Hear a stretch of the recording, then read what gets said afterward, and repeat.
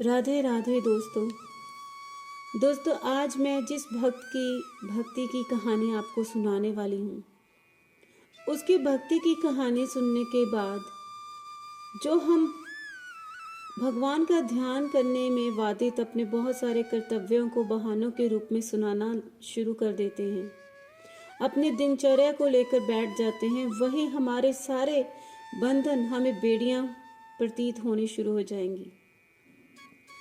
इस भक्त का चरित्र सुनकर भी आपका रोम रोम पुकार उठेगा, राधे राधे। तो चलो बिना किसी देरी के आओ कहानी सुने।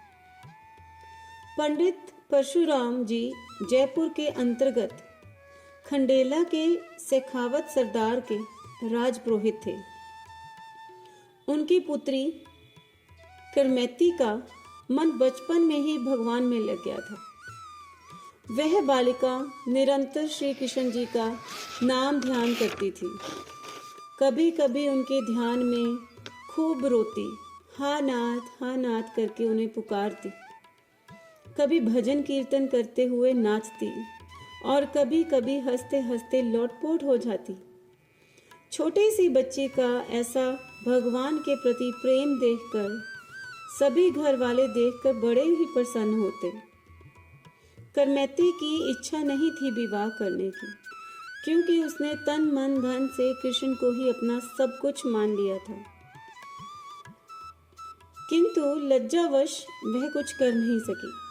पिता ने उसका विवाह कर दिया।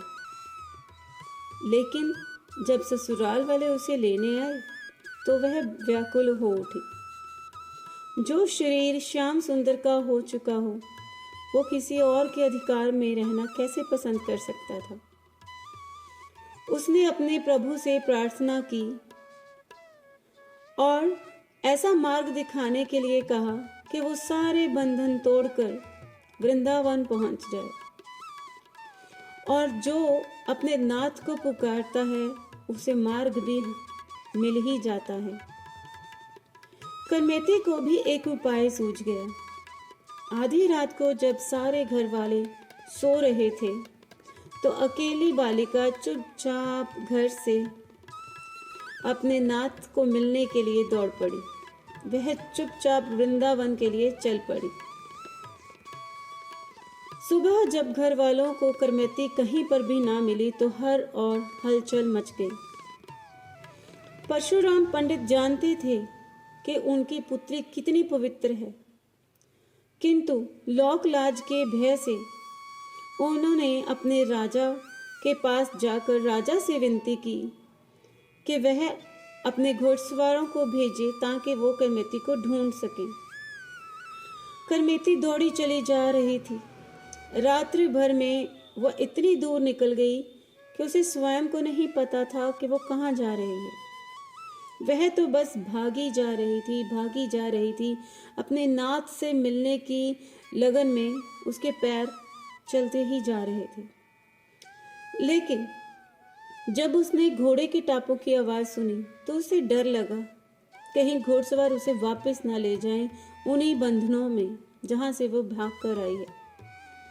आसपास देखा तो कोई वृक्ष नहीं था जहां पे वो छुप सके, किंतु वहां पर एक ऊंट मरा पड़ा था।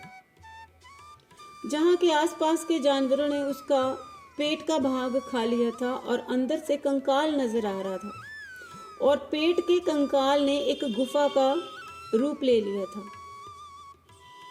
करमैती की दृष्टि ऊंट के पेट में बनी उस कंदरा पर गई।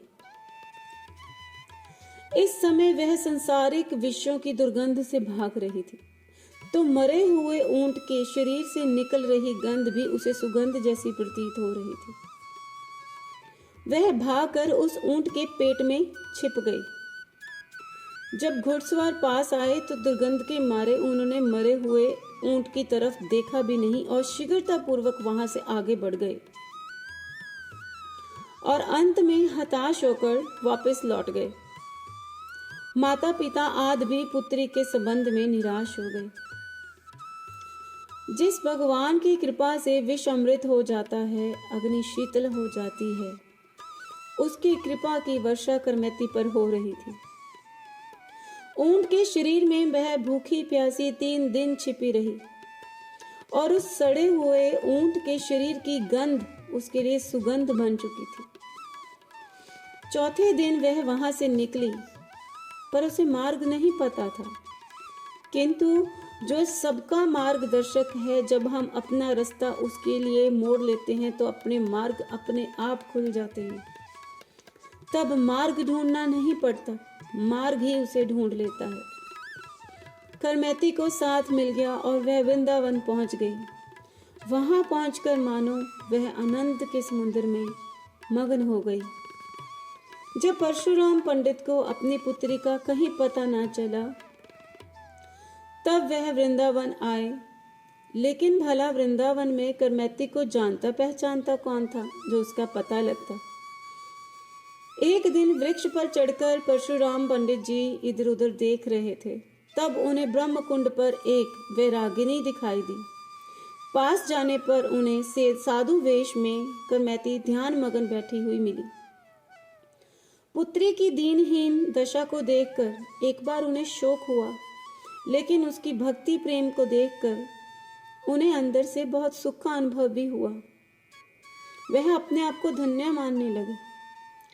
कई घंटे बैठे रहने पर भी जब उसका ध्यान भंग नहीं हुआ तो परशुराम जी ने करमैती बाई को हिलाया डुलाया और उसे जगा कर उससे आग्रह किया कि वह उनके साथ घर वापस चले। करमैती ने कहा, पिताजी, जहां आकर भी कोई लौटा है कभी? मैं तो वृज राजकुमार के प्रेम में डूबकर मर चुकी हूं। अब मुर्दा यहां से कैसे उठे? अंततः परशुराम जी उसकी भक्ति भाव को देखकर वापस घर लौट गए। राजा ने जब यह समाचार सुना तब वह भी करमैती जी के दर्शन करने के लिए वृंदावन आए। राजा के बहुत आग्रह करने पर करमैती बाई ने एक छोटी कुटिया बनवाकर वहां रहना स्वीकार कर लिया। राजा ने करमैती बाई के लिए ब्रह्मकुंड के पास एक मठिया बनवा दी। करमैती बाई जी की भक्ति को देखकर राजा भी कृष्ण के भक्त बन गए। तो दोस्तों, ये थी हमारे करमैती बाई जी की भक्ति का अद्भुत चरित्र। भगवान से प्रार्थना करूंगी कि ऐसे ही मुझे अपना आशीर्वाद दें और मैं ऐसे और बहुत से भक्तों के चरित्र आप सबके सामने लेके आती रहूं।